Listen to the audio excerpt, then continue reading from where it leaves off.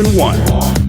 NS Hosa, Axiom Acer, MVP, FXOpen, LGIM, Azubu, Prime, Startail.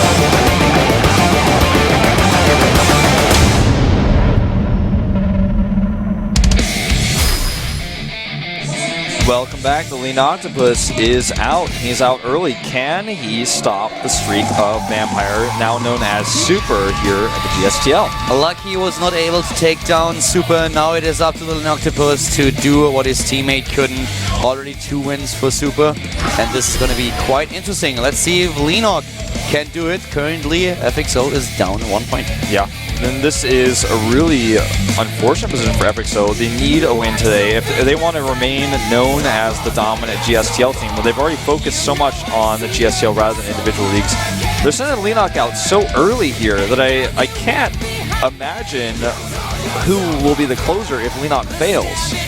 I actually think we might see Tier then. It seems to be the only thing that makes sense, right? You know? Tier has been doing extremely well in Heart of the Storm so far. Better than in Wings of Liberty, it looks like. I mean, they have also another few players they could send out here. The best, for example, one of those guys. We also have JKS, we talked about him a little bit earlier. So a few options that they definitely have here. But what they are going to use, that's something that is in the future. In case that Leanoc loses, he might just pull it off once again and come through for his team here. We're going to find out now.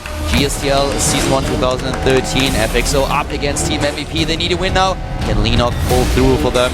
We'll find out in just a few seconds here. Game brought to you in color.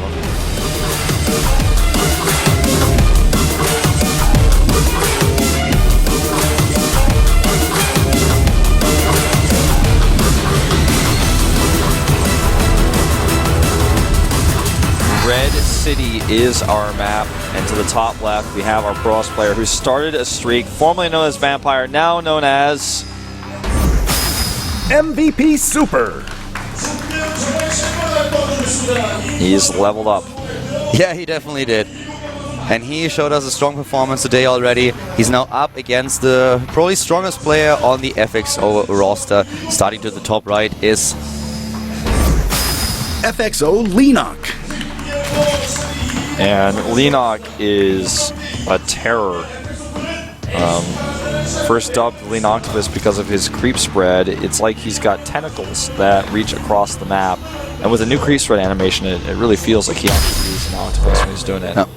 We talked a little bit about who might be the potential ace now for his team, and we also mentioned Tier. And I feel since we talked about the name changes within Team MVP, we should probably also highlight here that Tier, of course, renamed himself into Hurricane. Oh, that's right, yeah.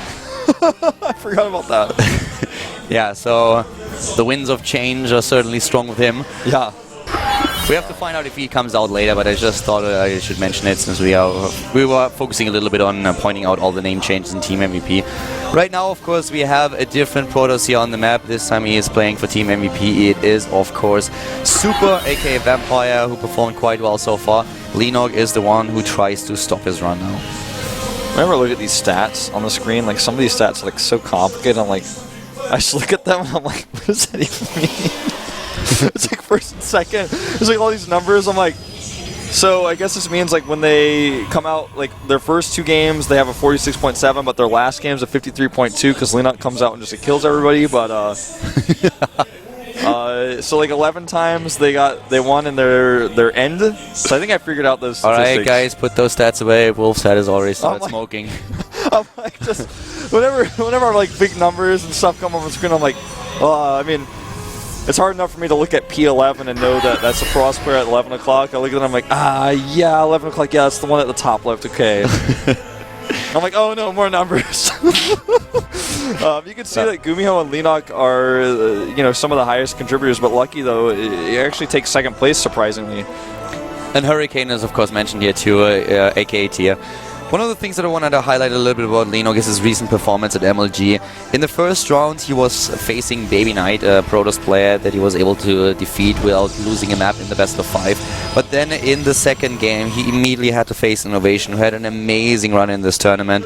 And Innovation is just a monster in this matchup these days. He was able to win against Lenok without dropping a map to the strong Zerg player. So Lenok couldn't really showcase a lot of matches, but his game against Protoss was strong. Probably one of the main reasons why we see him out now as third player against Super. Super is doing a very unique strategy, by the way. He's gone for a gateway expand with the Mothership core being rushed out here. He's making a sentry as well. He's going to need that. But this is really cool. He's skipped the forge entirely, and this is going to allow him to tech very quickly. He could use a gateway time with a faster warp gate, or just go for you know, a more conservative Stargate type style. But this is really unique. It's something that the Mothership core allows players to do in Heart of the Swarm. And with the Mothership core, and when you go into a second gateway, you can actually just try to put a lot of aggression onto the Zerg. It's something that we've seen used against Terran too. If you chrono boost a few units out there, and ooh, we have a third gate already coming up. So this is already something where Super just shows us, well, I can also be aggressive and I want to. If he uses the Mothership core and moves out, he can put on aggression, and when he realizes, well, I'm not getting anywhere here, he could just recall it out. Yeah, on Red City, you have that high ground area next to the natural that we've only really seen used in competitive maps on Belshire Beach, which I know is like really, really old of a map, but you have that high ground area that you can defend with gateway units. And you know, at first it looked like maybe he just wants to go into 3 gateways to be safe, but now he's adding more, and I think we're going to see that aggression you talked about. You don't really need to go into this many gates earlier with the Mothership core, and we see even the 4th gate now coming up. This is definitely going to be an aggressive move by Super. And the Mothership core, it allows to be these in Wings of Liberty, what I want to say is, like, if you were dedicating everything to a strategy like this, it was kind of an all-in already. If you didn't do at least a bit of damage, you were behind in the game. Now, in Heart of the Swarm, if you go out with your units, you can always just pull the safety line, go with the recall back to your main base, and just defend while you tech up. Yeah. So it's a huge opportunity that I have with the Protoss right now. Zergling speed will be done for the attack, so will Overlord speed, but having faster Overlord certainly is not going to really help out too much when it comes to the defense. Lenok has seen the sentries here, but he just started a few drones, so he has to wait for a moment before he has that larva again to start more links. He does not have a Roach Warren. He's going to need Spine Crawlers here. This is going to be really tricky now for Lenok. Here comes the Roach Warren and also the Spine Crawler. 1-2 layers on its way. Zerglings alone should not be able to stop this easily, but we are still talking about Lenok here, so...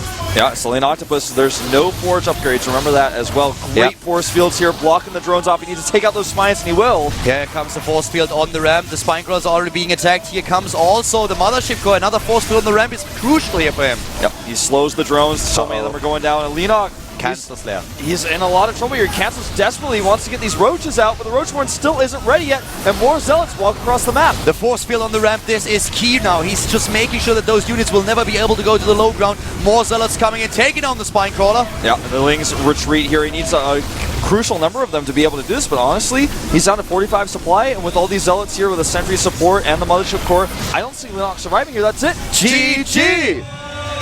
Lenok was his killed. He's slain by Super. Team MVP will have a Lenoctopus dinner tonight. Yeah. And that Calamari was, man for the appetizer. That was a not even 10 minutes. That was surprisingly quick, and wow. Super with an aggressive timing here. And Lenok did not scout what was going on. His reaction was a little bit too late. And then suddenly we had this attack, and Shoya, he does not look happy at all.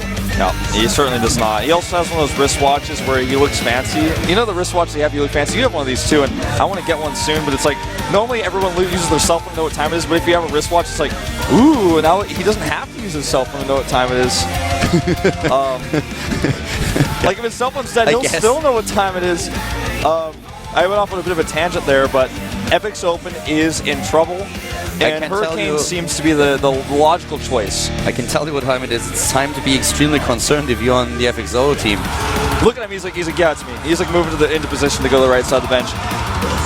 I think there's been a storm brewing, man, and it's like over the Pacific right now. It's heading towards Seoul, and I think it's Hurricane. He's going to come out as the final player. He's in trouble. whoever is going to be the last player now, Linok is usually, Linok is this player that is kind of guaranteed to take at least a win. Yeah. At least one. Usually like a lot more than one. But right now, they lost Gumiho, they lost Linok, they lost Lucky. So that's one player that has to defeat the rest of the MVP bench, Super and that is not going to be easy. Super is just on a roll, man. Yeah. He's a new improved vampire. It's like the next player that's about to come out is just going to stand up on the bench and we're like, okay, that's what they chose. And then Super is just going to like force field him in. He like, can't even get off the team bench. He's like trying to get out. The thing is, like, when he had the force field on the ramp, that game was nearly over. Then he only had to make sure that those spine crawlers were not all going up. And when he succeeded in doing so, he already knew, well, you have only the production on the low ground. That's the only thing that you have. You even have your lair tech there. You have your Roachborn there. You have everything there that you need. Your drones can't escape because of my force fields. Exactly. When I take down your natural, I don't only kill the natural. I kill your lair, I kill your tech, I kill everything. Yeah, he just cancels. He's like, well, this isn't going to work out. Yeah. What am I going to use the lair for at this moment when I just have to survive and not die? Linok is one of the players that has lost his natural in the past and then was still able to win the game because he hit timings that his opponents were not prepared for. One base infester. Everything. I mean, he was a player who, especially against Terran, when he was suddenly losing his natural, was just going into a Baneling aggression and sometimes was able to claw his way back into the game. But if you have your lair tech down there, if you have the Roachborn down there, what are you going to do? I mean, you're losing everything. So Linok in this position, it was just well played, so well executed also by Super. I mean, kudos. I mean, it was Easter recently, but Linok had all his eggs in one basket down there at the natural, and, things don't always work out. He wasn't able to scout the aggression until just too late. His Overlord speed finished and walked into the Overlord came into the natural already after the sentries were attacking his initial spine crawlers as they're morphing, so he just didn't have the information he needed. And StarCraft is a game of limited information. The thing with the Overlord speed is, like, I would rather have seen him take out to lair a little bit faster, but I mean, that's always hindsight knowledge. So in this situation, we have now FXO on their last leg, the last player for the team, and of course it is going to be him. Yep, Hurricane, tier, whatever you want to call him. The question now becomes, what class of Hurricane is he? Because he is a class 5 Hurricane, man. Even Katrina can't stand up to him. He showed really great games in his previous match, but he wasn't able to close things out. And FXOpen needs to call upon him once more here. He has to defeat anybody on the MVP bench who comes out. He is the final player. Yep, the final player for the team, and he has to start things off against Super, who looked great in the games earlier. So, I don't know, this is going to get really scary. Super today looks on a roll. Yeah, and now he has to play a Frost vs. Frost, which is how things start. And builder losses are rampant in Frost vs. Frost right now. I think at least one of these two players will go Phoenixes, but there's Gateway expands, there's Void Rays in PvP, DTs, Oracles. It's going to get nasty. The thing is, just think about what happens here when Super actually wins this game. And then FXO did not only lose both of their team matches, but they are so far behind in points suddenly. Yeah. They would be, I think, on -5 if I'm not mistaken here. I mean, I don't have the statistics in front of me right now, that's but correct. I think they're on -5 then. And don't forget, they also have 2 warnings. So yeah, that's something that may come into play when we're talking about ties that may potentially occur as the season closes. But FXOpen really needs to turn this one around, and even if they win here, it's not the best indicator they could have gotten, but it's all up to tier. The map he's chosen is DMZ, Frost vs. Protoss. We're jumping into the game right now, guys. This is the last chance for FXO. Hurricane, he has to come through for the team. Can he pull it off? Super is on a roll, and he might be able to go for last kill here as well. The game is about to start here on DMZ. We have a Protoss versus Protoss. We have Super up against Hurricane. 2 players who just recently changed their ID. Vampire versus Tier, the GSTL Season 1 2013. FXO up against Team MVP, brought to you by Calvin.